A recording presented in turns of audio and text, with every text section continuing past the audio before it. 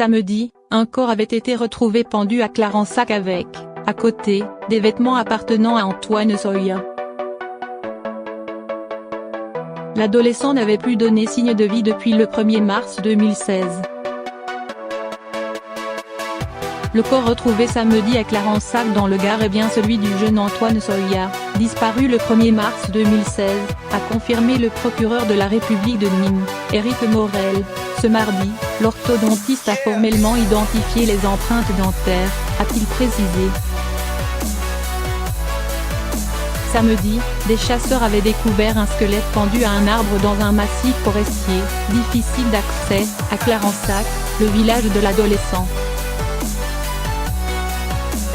Des vêtements lui appartenant avaient également été retrouvés à proximité du corps par les gendarmes.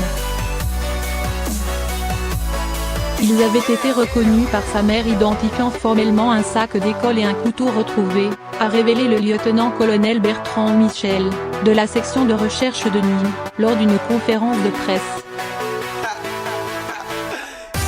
Le procureur de la République de Nîmes avait alors ordonné une autopsie et une expertise ADN en urgence pour déterminer les causes exactes du décès, le dater et pouvoir identifier le défunt et dont les résultats ont été communiqués ce mardi. Éric Morel a également affirmé que l'autopsie exclut tout acte d'agression à l'encontre du corps sans préciser la cause de la mort, par respect pour la famille de ce mineur. Le fait que le corps ait été retrouvé pendu ne signifie pas qu'il y ait eu suicide, avait tenu à préciser une source judiciaire, samedi.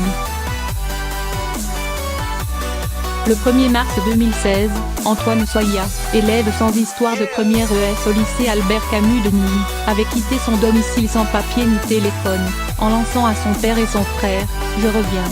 À 16 h, il avait été vu en train d'acheter un briquet au bureau de tabac de la commune de Clarensac, puis s'était volatilisé. Il était resté introuvable, malgré les moyens considérables déployés par les enquêteurs et un avis de recherche largement diffusé.